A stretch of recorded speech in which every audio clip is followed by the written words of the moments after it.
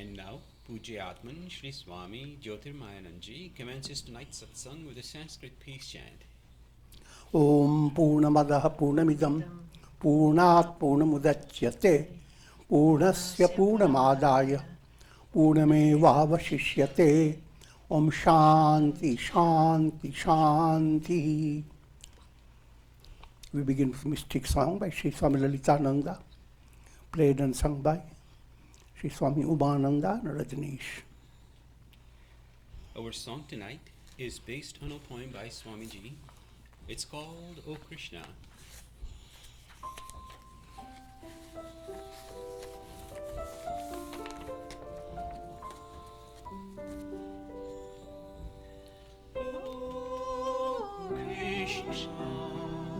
May I dream of you, dancing with me on the grassy banks of the Yamuna river.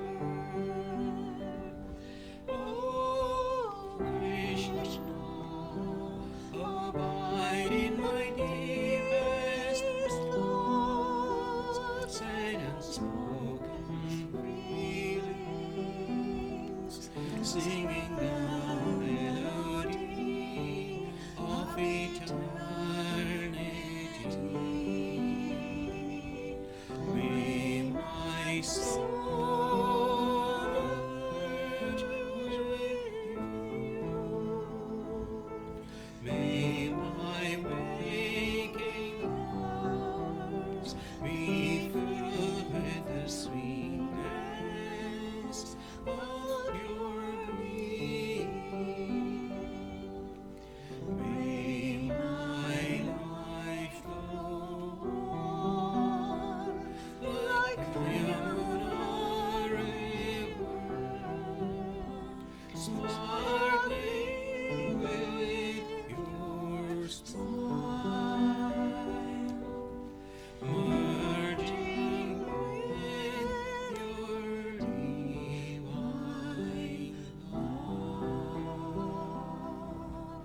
In the depths of my heart, oh Krishna, may I ever abide with you.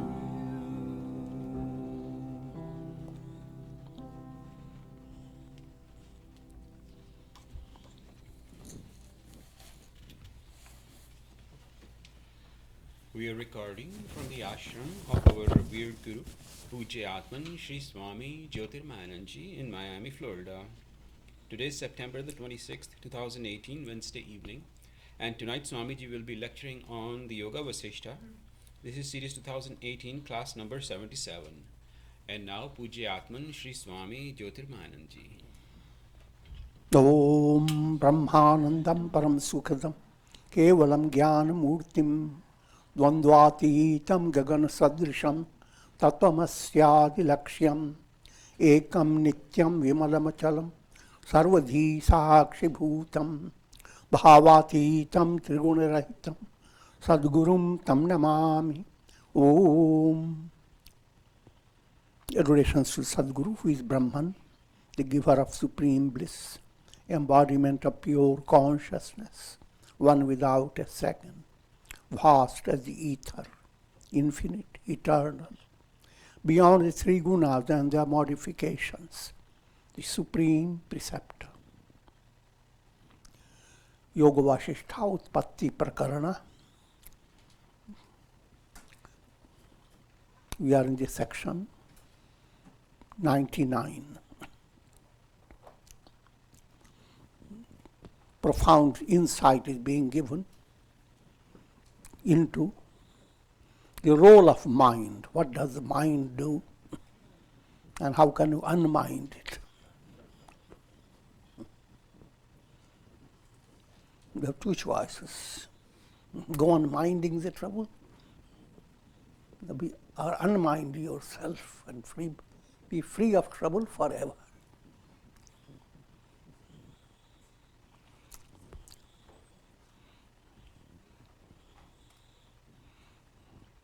Mind is the cause of bondage and release. That's the Vedic statement, just one line. That's all your problems are one diagnosis. It's mind. Mind overpowered by ignorance. When enlightened, mind is like a cloud. When light has entered into it, not a trace of cloud will exist.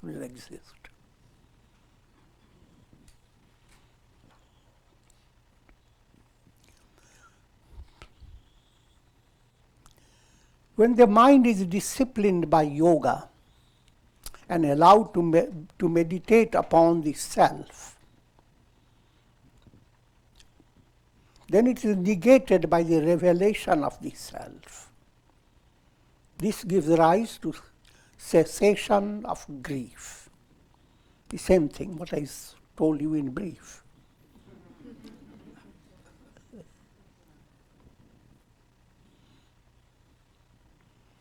Overcome by procrastination.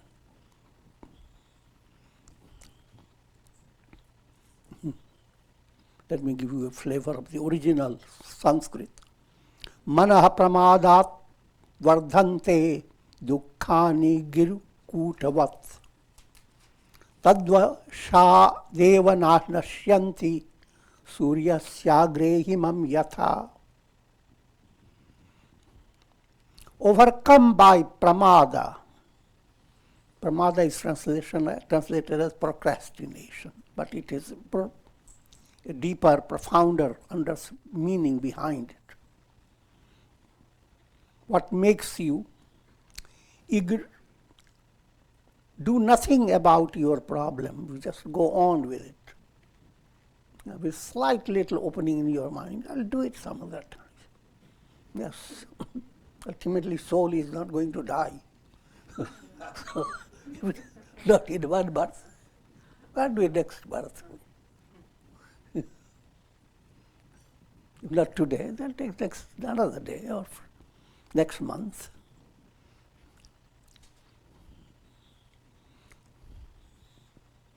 Staying reconciled with your limited state. That's called procrastination, pramad.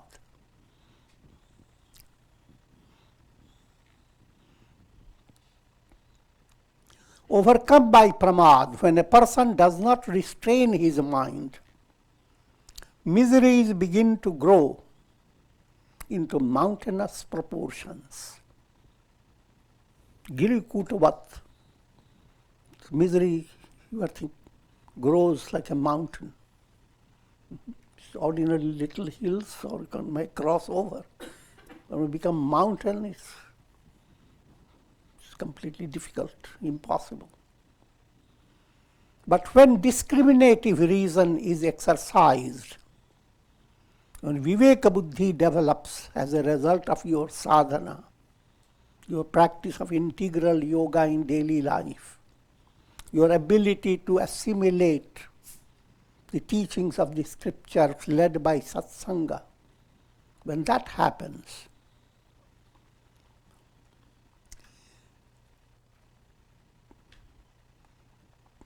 firstly, what happens? There is constant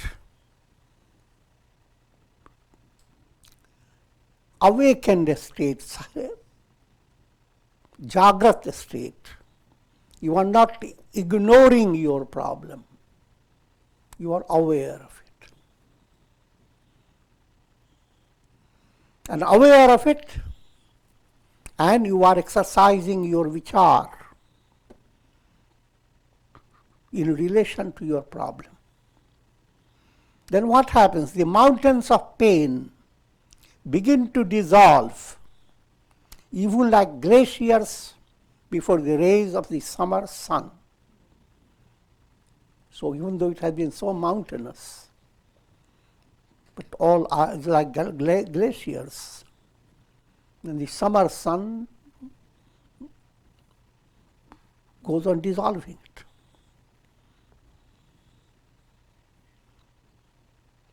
O Rama, let your mind be permeated by the light of knowledge arising out of the study of scriptures. What's needed is satsanga, swadhyaya, and sadachar. Blend 3 SSS.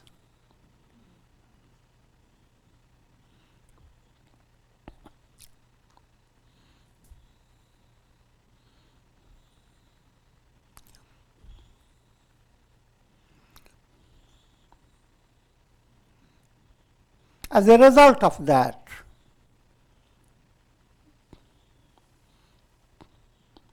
if you allow yourself not to be always burdened by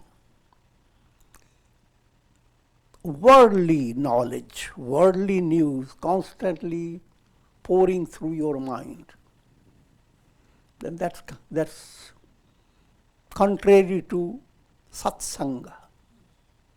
You are doing asatsanga. Every news is transient. Today's news seems to be very brilliant. It broke the whole screen. But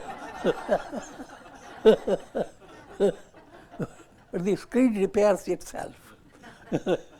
And tomorrow another news is going to break it. That's a practical world. But art of life is not to become too engrossed in this transient world.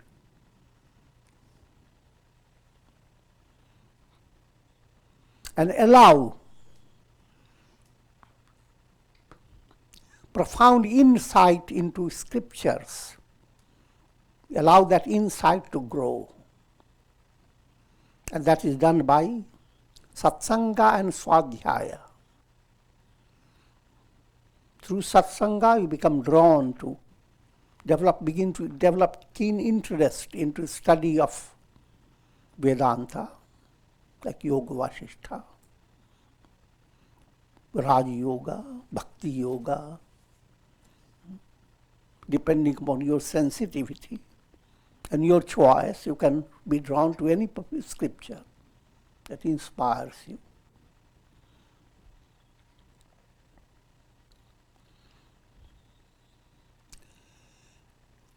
Not only you simply practice swadhyaya,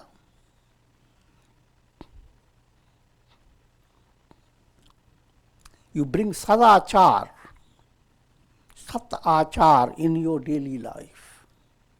How to conduct yourself in such a way that you don't walk hunching down.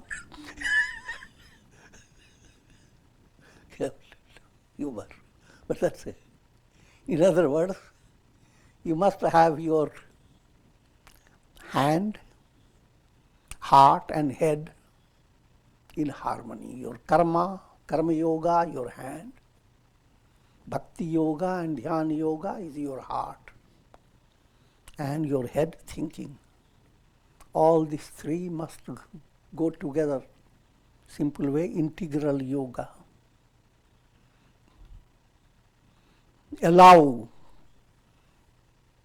this process to continue to enrich your inner life.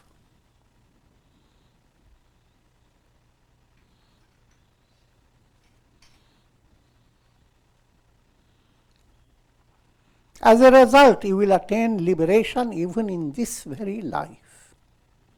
That's the goal. Then even the heaviest of sorrow will fail to cause agitation in you. What can be the heaviest sorrow? You hear the news, the whole earth is going to collapse.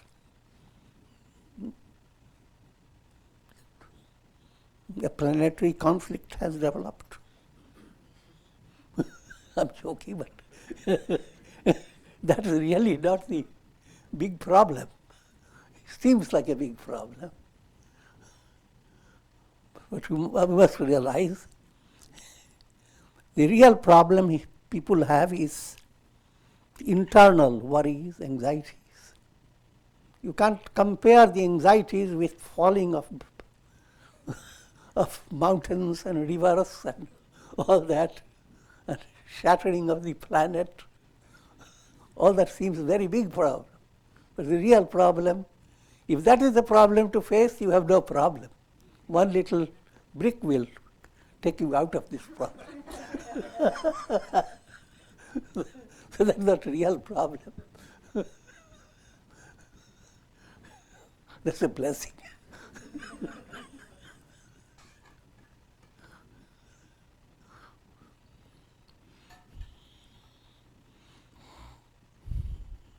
But to present to the masses, this is allegorical way of goes on describing any worrisome situation is like something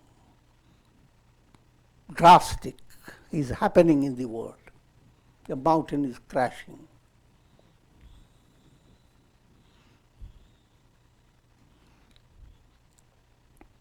Section 100. The same topic continues. Shri Vasistha continued, O Rama, just as waves arise out of the ocean, in the same way, this mind has arisen out of Brahman. This allegorical statement. Just like when you go to sleep, a dream subject arises with a dream mind, with a different mind. So how will you describe it? From your own waking state, there arose a dream phenomenon.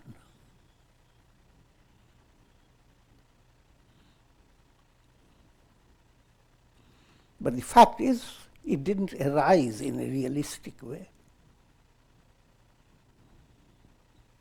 The causation is Maya, illusion. Just like when we talk of snake on the rope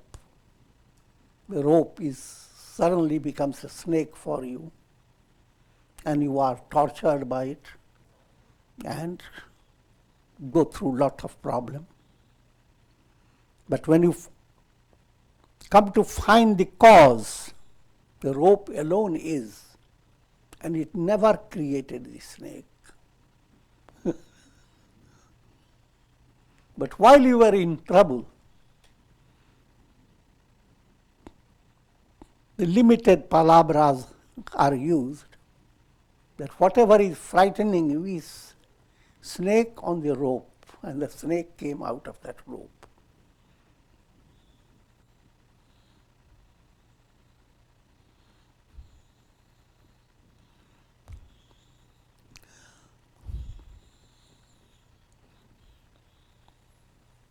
Unrevealed Brahman is the basis of the entire world process. When the mind is unable to reveal the truth, which is Brahman, then what happens? The mind is creating a world of illusion. In that world of illusion, your view about yourself is ego, limited ego. This is what I am. Ego I am is the one that goes through all the sufferings. What I call it, little iPad.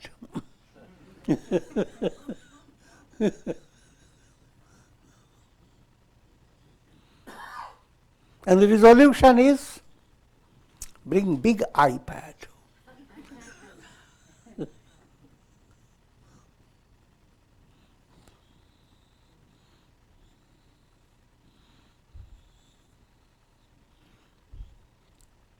Associated with the mind, Brahman causes all objects and living beings to manifest in this world.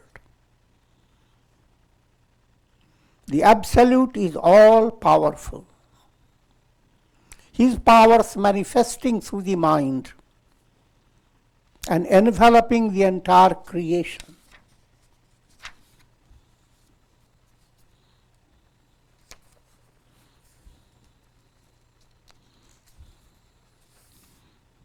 All the description is allegorical description.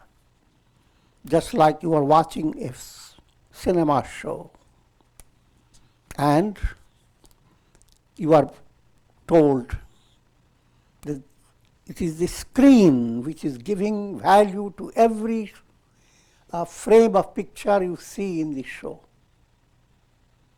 And if you are using a childish mind, oh, screen is so powerful. It can become mountain, it can become ocean, it can become all past, present and future. You see, yes, it's all powerful.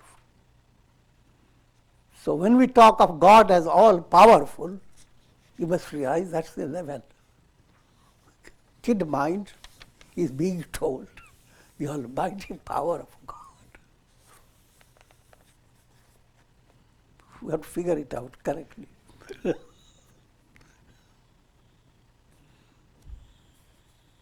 Because when you think of power of God, that's what your mind sees. Oh, God is so powerful. How His power is manifesting.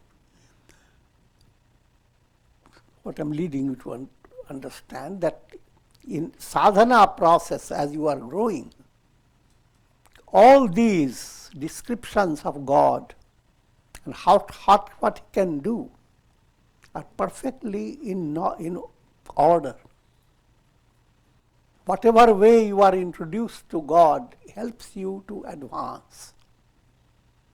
But when you are focused on realizing God, then you must understand that all the power and all the glory that you have imagined about God through your mind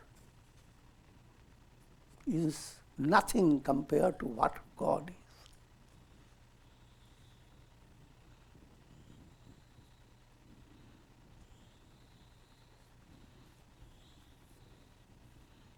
But this is not to discourage you from following the words of the scriptures. You are Satchidananda. Aham Brahmasmi, all these are words. I'm existence, knowledge, consciousness, absolute. These are all words, the best words you can use. Intellectually you have grasped it, that's not realization. What you think of consciousness and existence,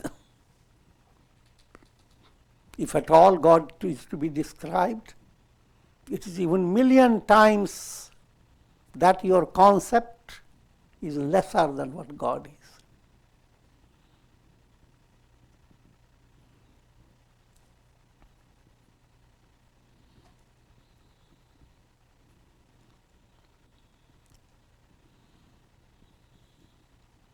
It is Brahman who is the power of vibration in air, power of inertia in objects.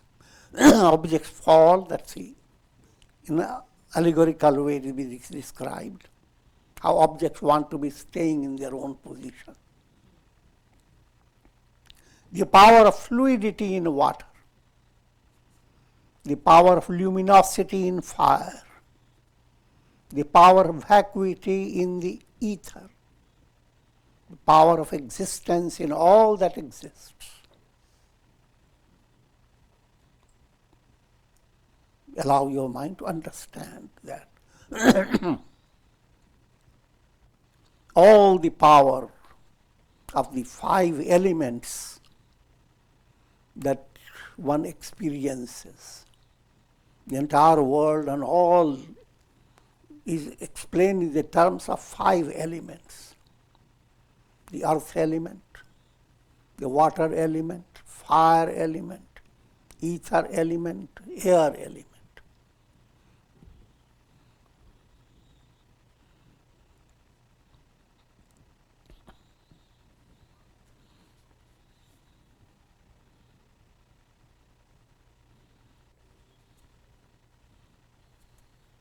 O Rama, the soul that expresses itself in the awareness of I am is essentially Brahman. Because there is nothing other than Brahman, the all-pervading reality. If you come to advanced level of spiritual qualification,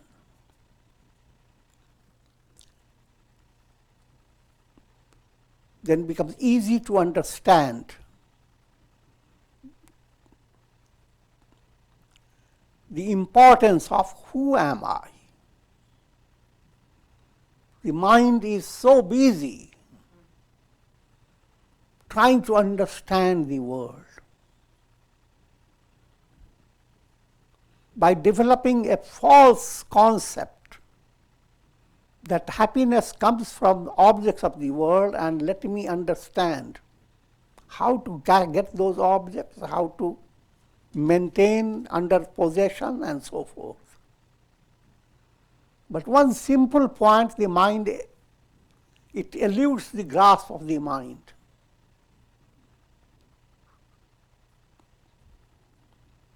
Atmanastu kamaya sarvam priyam bhavati.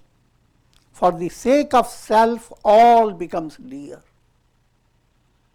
So whatever you are trying to find in the world, and you may attain it, it will not give you fulfillment. Because behind all your effort,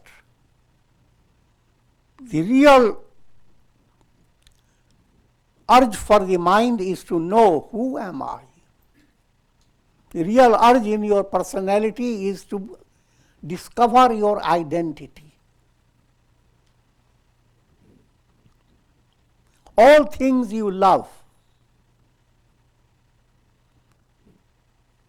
what's this nucleus, what is the source behind all your attachments and relations? You, your personality. And then, what is your personality? Who are you?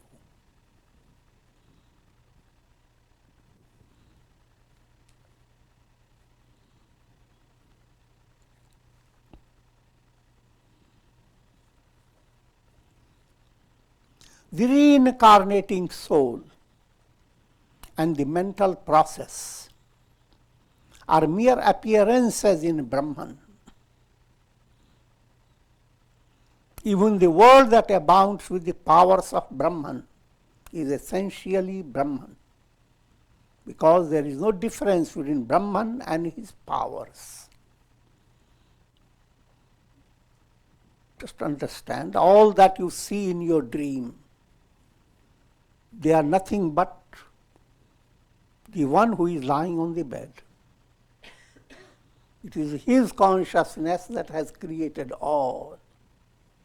Smallest little things of the dream as well as biggest things, and the dream of past, present and future. So, all the powers and glories and all things that you see in your dream, whose glory is all that? It's your own consciousness.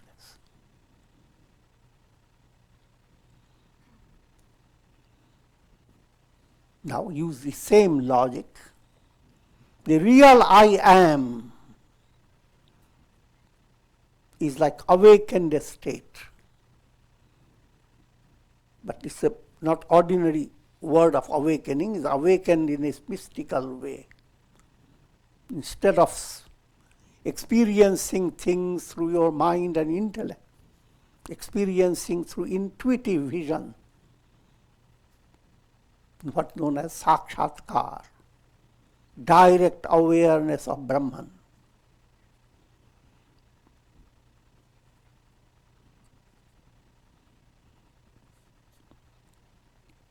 That Brahman alone exists. And all you are experiencing through your mind can be described allegorically as the power of Brahman, the glory of Brahman.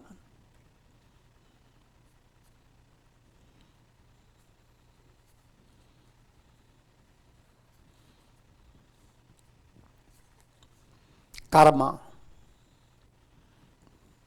All the realm of karma is vast. Every soul is placed in certain situation led by karma. And every soul faces the future based on karma. But every little detail about karma is Brahman, the Absolute. Kan kan mein hai Sai Ramata. Every particle of this world is nothing but Brahman.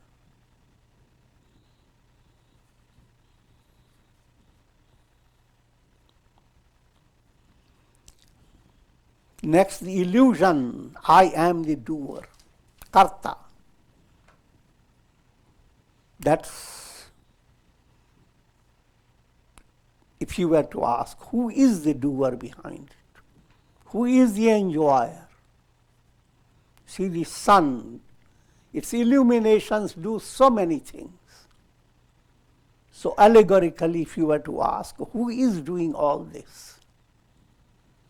And then to a mind, a kind of childish mind, you say, sun is doing all this.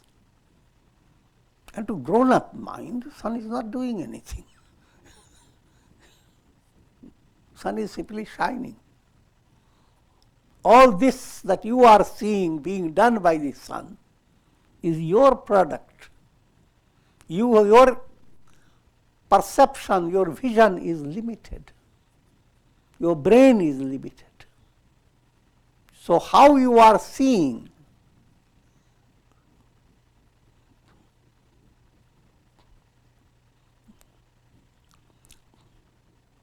that's instead of making you aware of your conditioned mind, you are being told that all that you are seeing is glory of God. You are being tricked to uncondition your mind. Otherwise, if always you are told your mind is the one giving you trouble, then you will be in bigger trouble.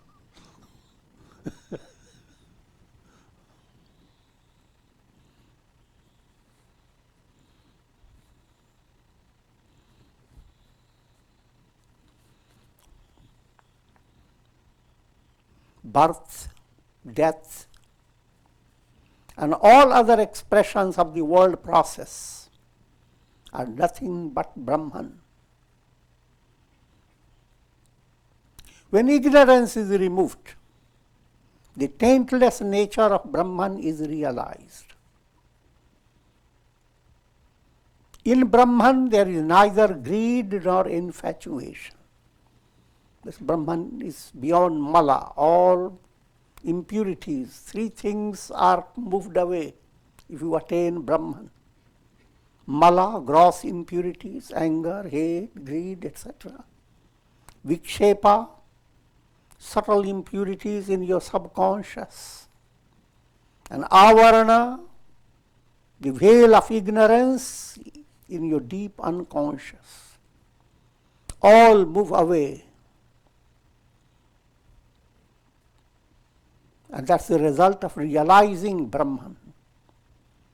But as long as you have not realized who am I, you are gripped by mala, vikshepa and avarana.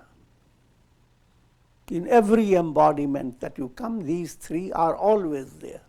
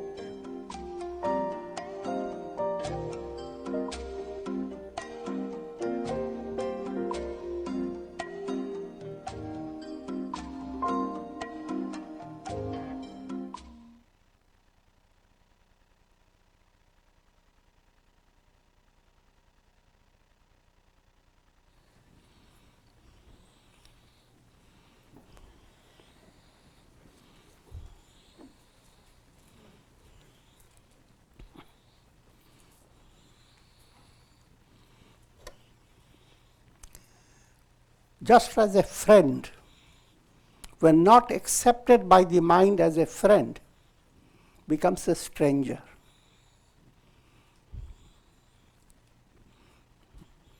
Someone is a great friend has been a great friend, but suppose you are separated, you came to a foreign land, and then after 4 years you go there. Changes have occurred in his body, and also he has become more fashionable. He has hat, big necktie. He's very rich.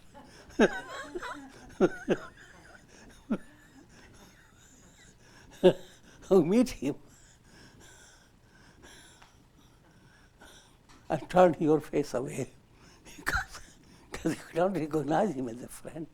You never imagined that type of thing to be a friend.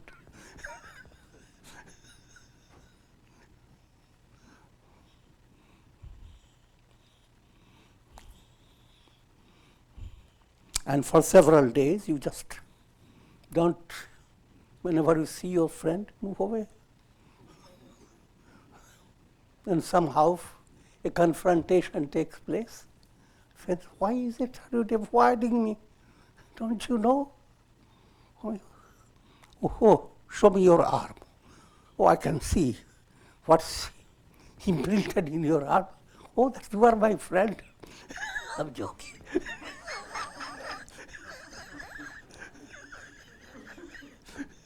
You are my dearest friend. So what happened? All the hatred and annoyance that you built up in the beginning, where did they come from? The cause is you didn't recognize your friend.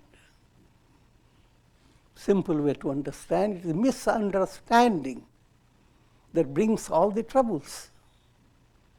And when they face your troubles and your mind creates another misunderstanding, these misunderstandings are coming from a devil.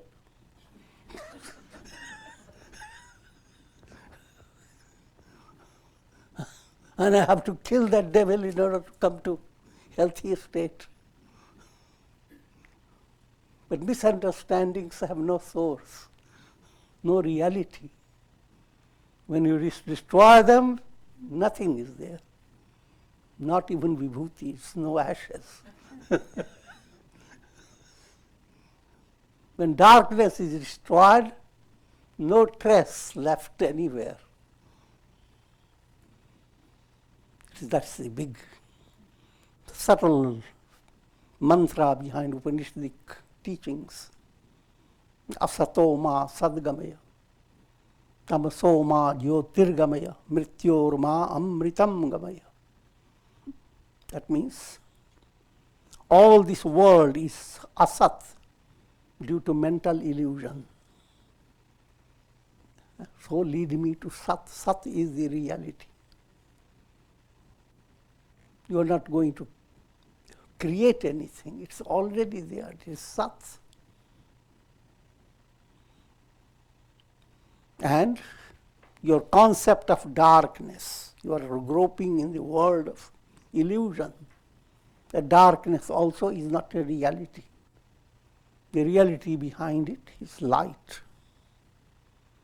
Mortality that haunts human mind so much. Mrityorma amritam gamaya. The reality is amrita, eternal, immortal self.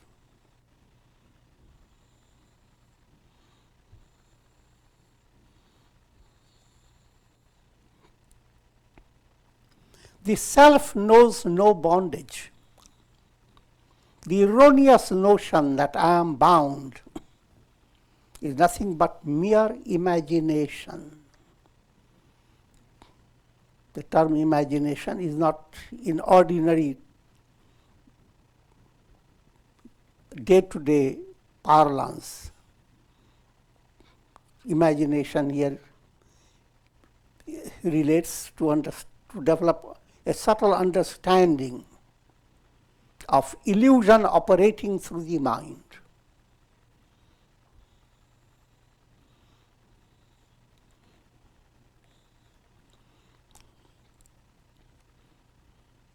When you describe yourself and turn your vision to your physical body, I am the body.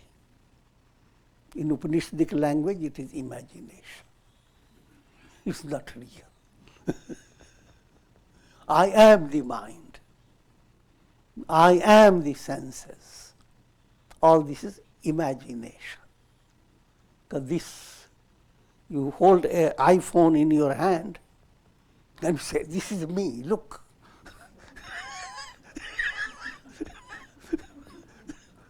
Someone has sent you your old picture.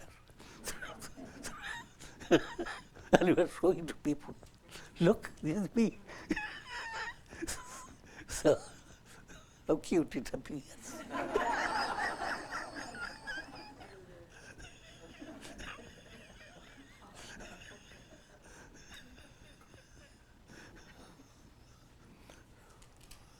But that's imagination.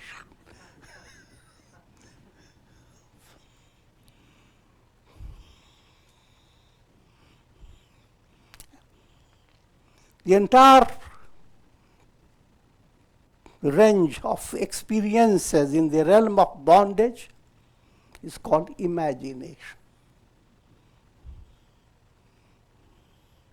And the idea to attain release is imagination. Bondage and release both are imagination. So understand, imagination not ordinary type, it's referring to something profound.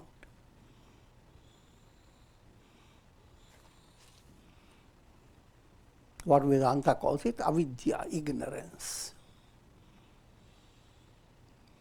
Sri Rama asked, O sage, you have explained that mind renders everything real by its convictions. But then how is it that bondage which is sustained by the mind is illusory? The point is being brought out that by sustained wrong thinking, by sustained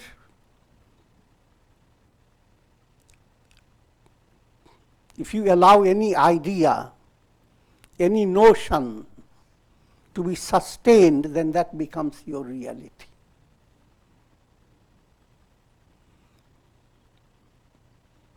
In ordinarily what people call hypnosis, you are hypnotized. That's a tiny bit of a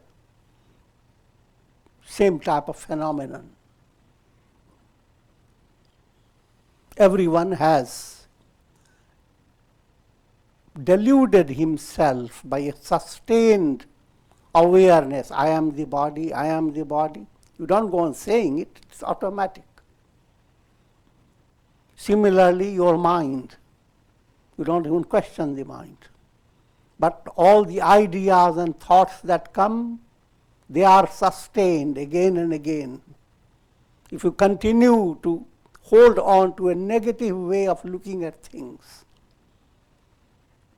year after year, sometimes birth after birth, then that negativity is no longer unreal for you, it is absolute reality.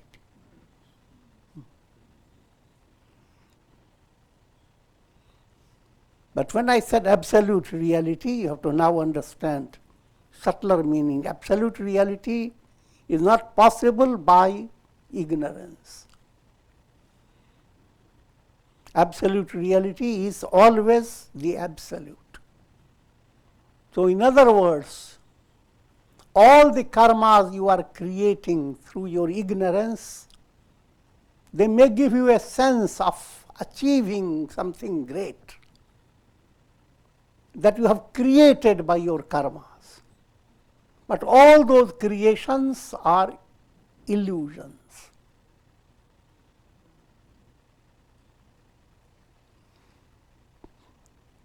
The reality is uncreated. You don't attain reality by karma. Karma gives you things that are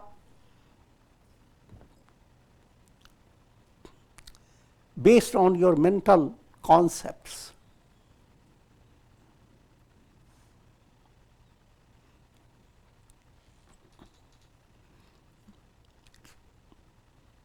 In philosophical study, two terms are used, kritrim and sahaj, swabhavik.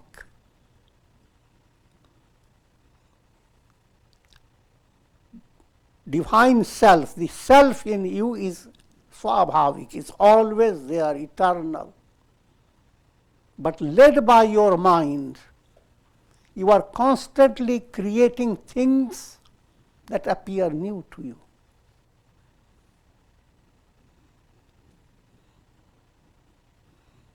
All that you experienced yesterday, they slipped into past, and they will never come back, exactly the same way. All that you are experiencing today is new, which was not yesterday. But all that you experience tomorrow, when you begin to experience, then all your experiences of today become old, never to come back again. Such is it. As if you are moving every day in something new, something new. Not every day, every hour, every minute. You suddenly, under some agitation, you say certain words. And having said it, it just taken only 3 seconds. But now we can't take it back.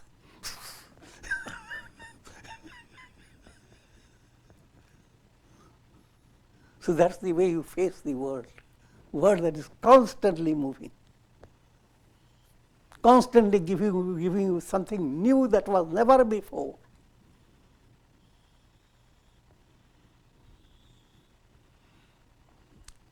But that's the world of Maya. All this world that I'm describing is led by your conditioned mind that is overpowered by ignorance. For that mind, this is the type of world you live in, where things are not exactly the same, even within 2 seconds.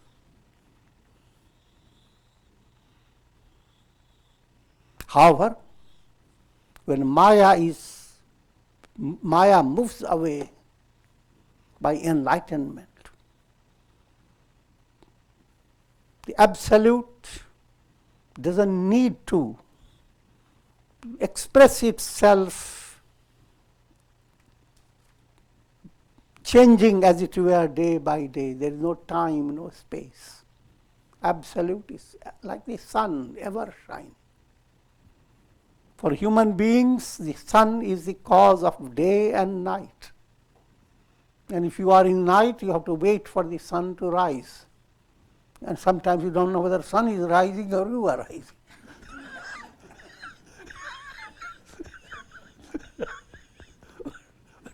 All this illusion comes through human mind.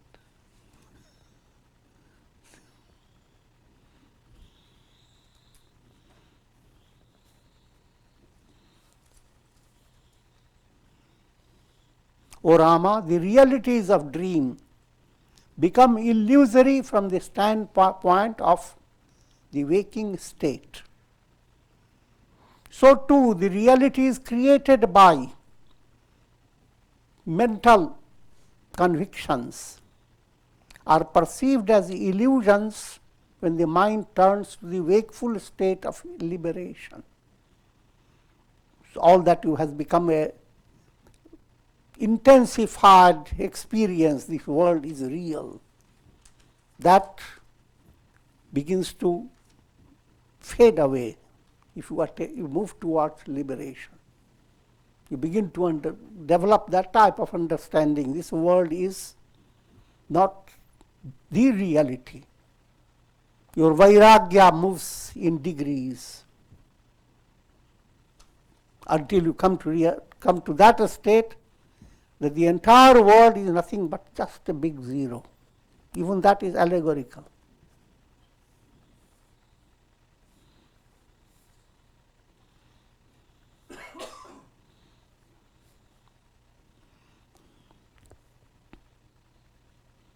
When higher forms of imagination remove the lower forms of imagination, when aspiration overpowers the distracted desires of the mind, one wakes up to discover the non-duality of the self.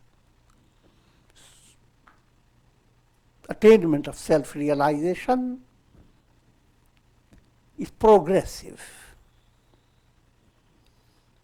To the extent you remove distracted states of your mind, to that extent you are coming closer to higher level of awakening.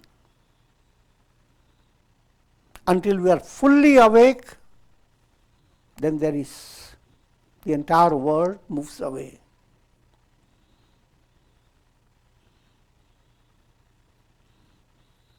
O Rama, for the wise who possess intuitive intellect, the world as well as the concepts of bondage and release are as illusory as the phenomenon of snake in the rope. It is the mind afflicted by ignorance that pursues the relative realities of the world and sees its desires fulfilled. That's what the predicament of the world is. You are pursuing the relative realities. And all your relatives are in this relative reality.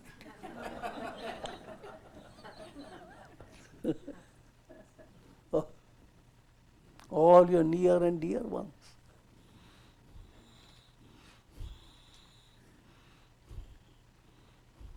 And one sees one's desires fulfilled in this realm of relative reality. Since the mind is backed up by the infinite powers of Brahman, how much can you experience in this world of illusion? There's no limit. Because you are sourced by Brahman. How much a screen can bring about cinema after cinema? I'm just giving you ordinary illustration. There's no end to it.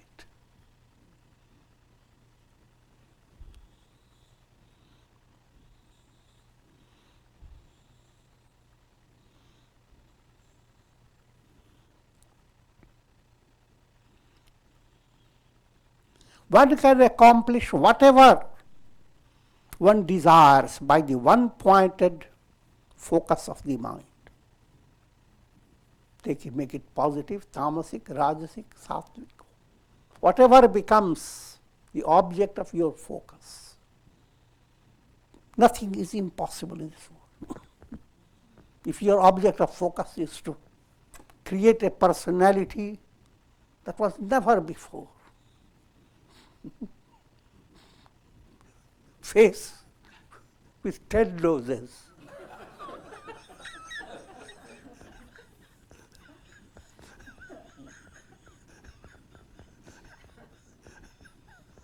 Yogi.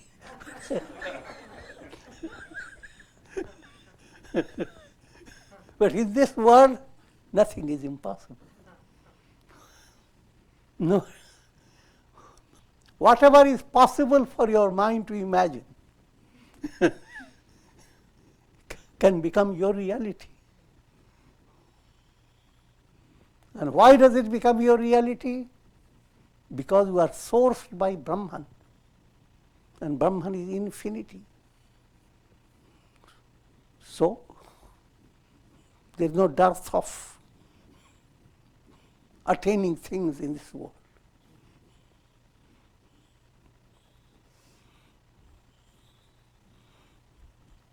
But the subtle teaching behind all that, do not go after the distractions of the mind. Attain that knowing which all is known, instead of going after so many things and imaginations.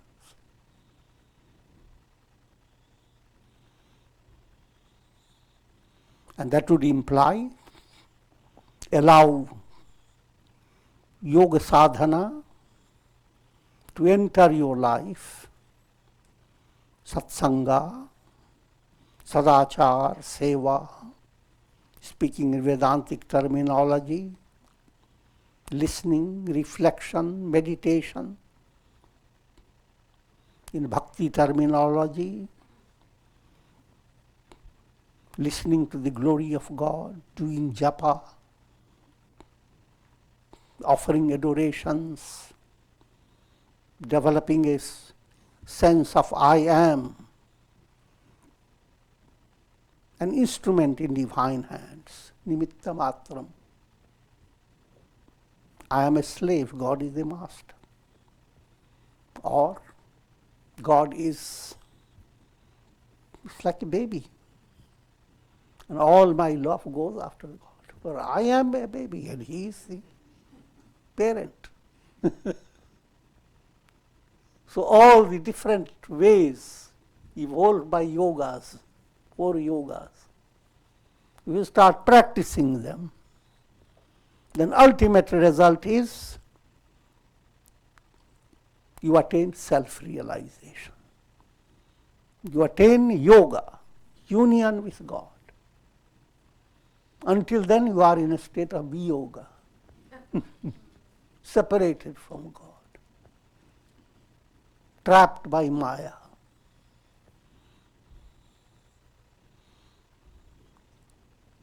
From Brahman, first there arose the mind, and then the visions of bondage and release. This again is allegorical language.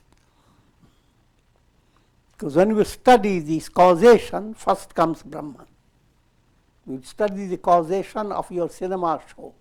First comes the screen. Then comes the projections. And then through the projections, you go through the whole drama. So first reality, the absolute, is Brahman. Come to the next stage, mind. It is mind that creates the entire drama from bondage to release. And once the release has been attained, you have unminded the mind. So be mindful. And your mind is really full, unmind yourself. So with this we will conclude. Om Purnamada Purnamidam Purnat Purnamudachyate Purnasya Purnamadaya Purnameva Avashishyate. Om Shanti Shanti Shanti. Hari Om.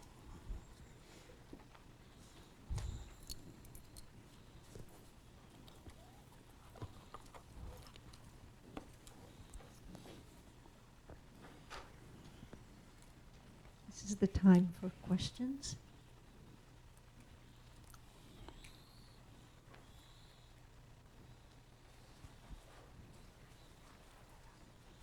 Swamiji, is cancer a disease of the mind, or is it in our physical structure or karmic structure? That's it depends on now which level I have to talk to. But since I have talked to at a very advanced level, you must understand the biggest cancer is ego in human personality.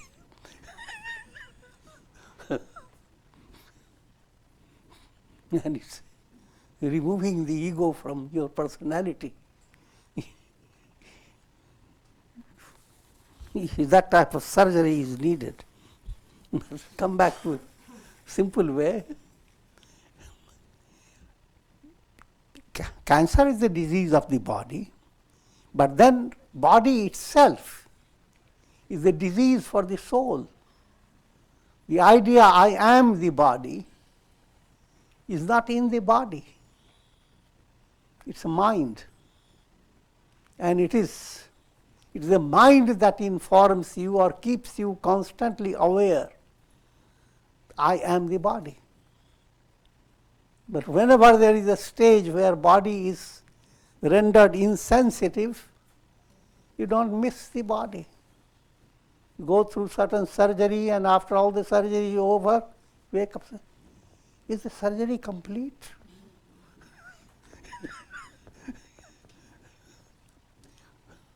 So that type of insight is being given, is a totally different form of study. But when you are coming to cancer study, that you have to go into details, how mind deals with your vital forces, sustained certain things, sustained some wrong understanding, sustained within your mind, that manipulates vata, pitta and kapha, three humors. And body, with all the humor, loses all humorous quality. I'm joking. Led by that, different types of karmas impact upon your body in different ways. Some karmas can weaken your heart quickly. Some karmas can damage your liver. Some karmas can bring about cancerous situation. So all that is in the subtle source. But when you actually deal with it from practical point of view, there comes again another karmic process. The patient has good karmas to draw sympathetic relatives, good teachers, good doctors who have brains enough to exactly guide the patient, herbalists. So that's another plane. But then at the lower stage, one has to develop the idea, things are in God's hand, let it happen. No. You go on exercising your intelligence and all your resources, leave no stone unturned. And while all you do, never forget, it's coming from God's, it's sourced by God. And ultimate movement behind all treating the disease is to understand the source comes from the mind through karmas. And ultimately you want to be rid of the disease of the world process, then that's Vedanta. Go to attain enlightenment. That's what ultimately one is. Even if one does not have any cancer or anything, lives a completely healthy life. Not only for 100 years, 150 years.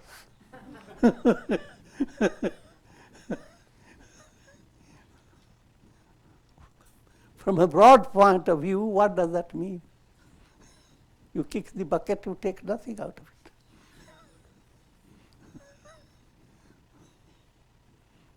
On the other hand, there are people who don't have that type of life. They suffer. Even big people like Vivekananda and Ramakrishna Paramahamsa and many people, they went through some suffering. They got cancer also. But nevertheless, they continue to live. The body is only an instrument. What's most important, no matter whatever may be the status of your body, if it is enabled to attain liberation, continues to enhance your internal movement, then that's the goal of life. without ignoring the fact, as long as you have body and as long as you have common sense, use all your resources to maintain it. So that's Great. Thank you very much.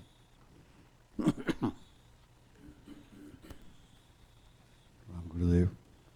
Gurudev, is there illusion and imagination? Are they the same thing? yes, they look like same.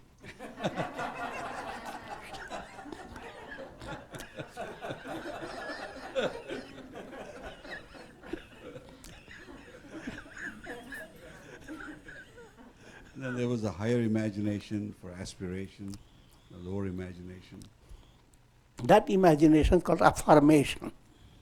That affirmation is quite in order, though it is in the realm of illusion. So when you start building a positive thinking, if mind says, stay quiet, sad, miserable. Now, then you create a room within your mind and start whispering. No, I am growing in the image of God. And the type of image you are giving, I don't like it. My real image is, I'm eternal. I'm a ray of God. Death doesn't mean anything to me. There wasn't a time I wasn't there. There will not be a time when I will not be there. So who are you to create all that illusion? This form of positive affirmation automatically begins to develop as you start studying scriptures. And the scriptures encourage you to develop positive affirmation. Shuddhosi, buddhosi, and with all the Vedantas, I am neither body nor mind. Nothing exists, nothing belongs to me. I am neither body nor mind, immortal self am I. Sing that song, but in order to, if that song doesn't give you the proper rasa, then sing the song of Krishna, Rama. Rama is everywhere. I don't need anything. I'm just an instrument. Krishna is everywhere. I'm just a flute. No one can loot me.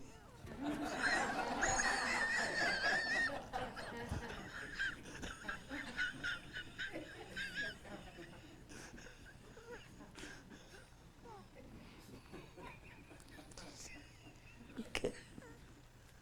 Gurudev, you mentioned about sakshatkar state, when the intuitive intellect, is that how you experience? So is that like a totality of Brahman acting through the sakshatkari Purush? Or, I mean, because there's no No, duality simple way left. to understand is you are experiencing dream. Why? Because your whole mind is not operating. Subconscious, your conscious mind has been veiled. Subconscious has started operating.